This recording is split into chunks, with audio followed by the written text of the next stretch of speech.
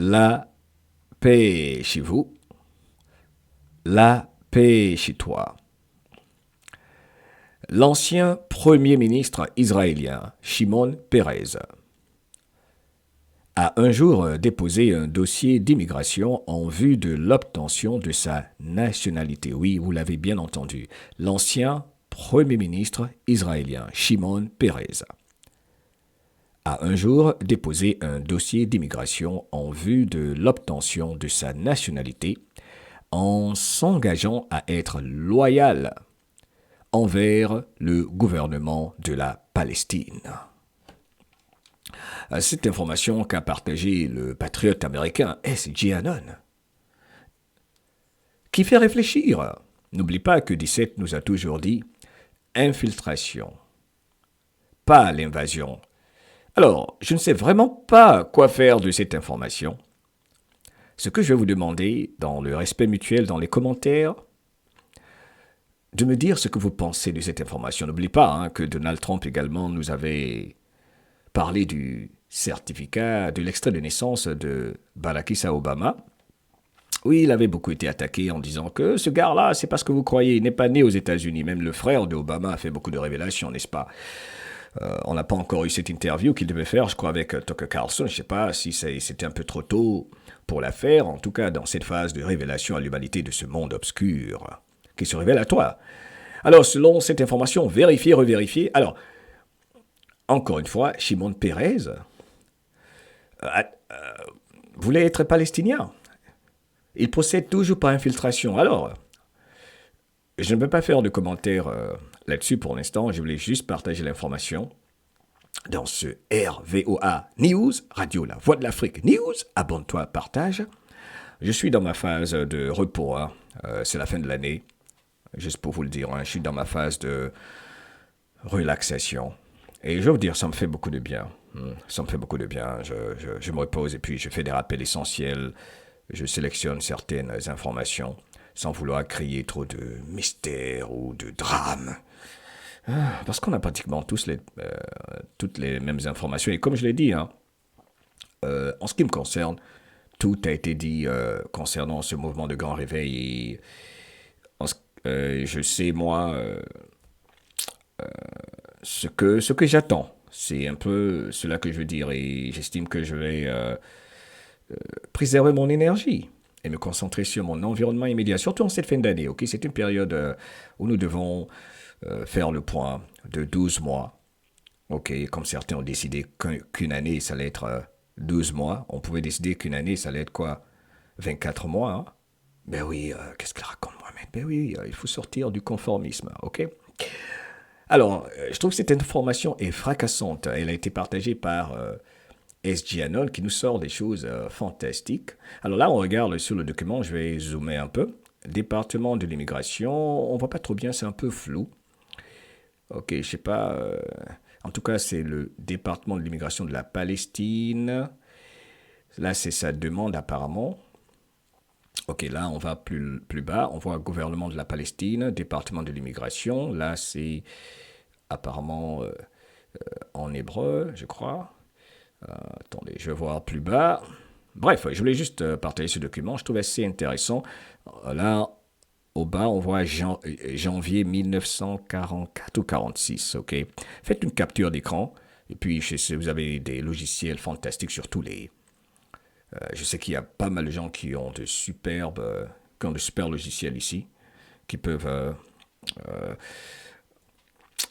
clarifier cette image. En tout cas, c'est une information qui nous rappelle que nous ne savons pas qui est qui et que l'infiltration a été la méthode employée par l'État profond pour être partout. C'est pour ça que ce que nous vivons est complexe et assez historique. Une autre information, dans ce que j'ai sélectionné pour vous, au fait, ce que j'ai remarqué, Paul veut faire payer les gens pour la traduction qu'ils font. Ils ne sont pas sérieux, hein? Pourquoi payer? L'ancien Premier ministre israélien Shimon Peres a un jour déposé un dossier d'immigration en vue de l'obtention de sa nationalité envers le gouvernement de la Palestine. Qui est qui dans ce monde? Voilà pourquoi je vous dis, bien malin celui qui pourra dire qui est bon, qui n'est pas bon, qui fait quoi. Mais en ce qui concerne ce groupe sur l'écran, Ah, comme on dit chez moi à Abidjan, cela, en tout cas, le cas est trop clair. Le dossier est clair, ok? Bien que, on peut mettre des réserves, mais en tout cas, ces visages-là, je vous laisse vous faire plaisir dans les commentaires pour ce qu'ils représentent durant ce mouvement de grand réveil qui ne s'arrête pas. Ah, un instant.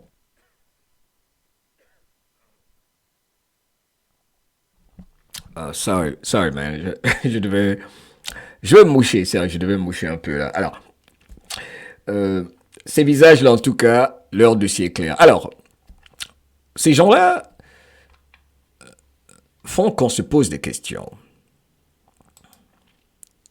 telles que celles bien alignées et présentées, comme Dissette le fait d'ailleurs, par S.G. Anon, qui nous ramène à l'essentiel également. Et c'est ce que je fais également, qui nous ramène à l'essentiel. Cette vidéo également fait partie de ces informations qui, pour moi, ne vieillissent pas. On veut nous faire courir. Il y a des informations qui ne vieillissent pas. Et cela sans prétention aucune. Que signifie le fait que ces gens-là sur cet écran disent tous la même chose? C'est quoi la partie la plus importante du groupe Pfizer? Et de l'autre, compagnie pharmaceutique Merck ou Merck, ou également de AstraZeneca ou Moderna. Comment est-ce qu'on repère un mondialiste? Comment les repérer? Comment les reconnaître? Comment retracer leur loyauté ou ceux à qui ils doivent leur loyauté? C'est quoi l'alignement du narratif qu'ils mettent en exergue en fin de compte? Question essentielle, question essentielle. Qui a fondé l'OTAN? Qui a conçu le Knesset, la Knesset israélienne? J'espère que ça se dit comme ça, ok?